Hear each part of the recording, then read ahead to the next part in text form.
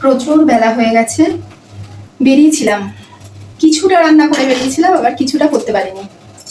তো আমি যে কথাটা বলবো, আমি কিছুদিন আগে বলেছিলাম মানুষ এখন বিশেষ করে সভ্যতাকে হারিয়ে ফেলছে।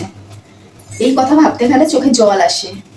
হ্যাঁ, সভ্যতা, আজকের ডেটে দাঁড়িয়ে সভ্যতা কথাটা, যে সভ্য থাকবে সেও না অসভ্যের মতন আচরণ করতে শুরু করবে।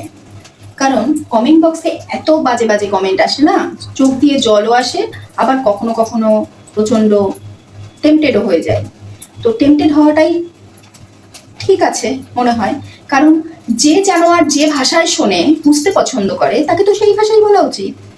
এমন কিছু কিছু কথা আছে যেটা তোমার পায়ের নখ থেকে মাথা চুল অবধি, চুলের ডগা অবধি তোমাকে জ্বালিয়ে দিয়ে যাবে। তো তাহলে জানোয়ারটি সেই ভাষাটাই বোঝে। এমন কি কথা লিখতে পারে যে যার জন্য আমি এই কথাটা বলছি? এমন কি কথা লিখতে পারে সে?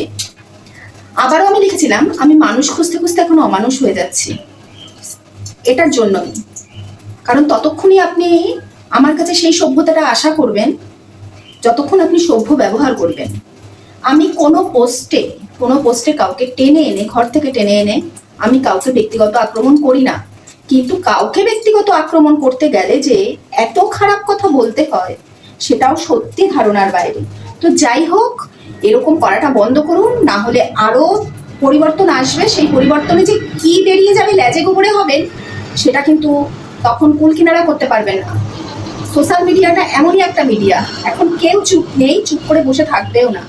সেটা সরকারের ভালো দিকের কথা হোক, সরকারের খারাপ দিকের কথা হোক, কারুর ব্যক্তিগত ভালো হোক, আমাদের হলো কারুর ব্যক্তিগত ব্যাপারে বেশি নাক না গলানোই ভালো।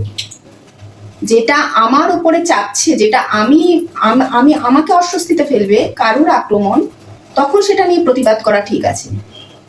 অনেকে তো সবাই ব্যক্তিগত কথা শেয়ার করে, আমি কোনো ব্যক্তিগত কথা শেয়ার করতে এখানে রাজি নই, বা আমি একদমই পছন্দ করি না বলতে গেলে, আপাতত তো করছিই না। এটা ব্যক্তিগত কথা শেয়ার করার জায়গা না। তো আমি এমন মানুষ দেখতে চাই যাতে আমি যাকে যতটুকু সভ্যতা তাকে দিতে পারবো, তার কাছ থেকে তো সেটা একটু আশা করব। আমি তো তোমাকে চিনি না, জানি না, ব্যক্তিগত আক্রমণ আমি ওভাবে করতেই পারি না কাউকে। যা খুশি বলা যায় না একটা কমেন্ট বক্সে এসে। খুব অন্যায় হচ্ছে, খুব খারাপ হচ্ছে, এগুলোর রিয়াকশনও থাকবে, সেটাও আশা করে রাখবেন।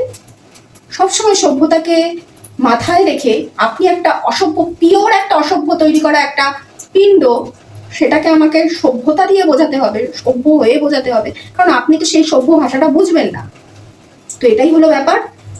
নিজে যদি অপর একটি অচেনা মানুষের কাছ থেকে আক্রমণাত্মক না হতে চান, তাহলে আপনি অবশ্যই সেটাকে মগজে রাখবেন।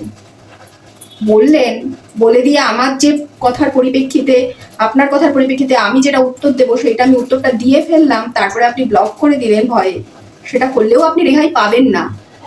এমনই ব্যবস্থা আছে, মাথায় রাখবেন।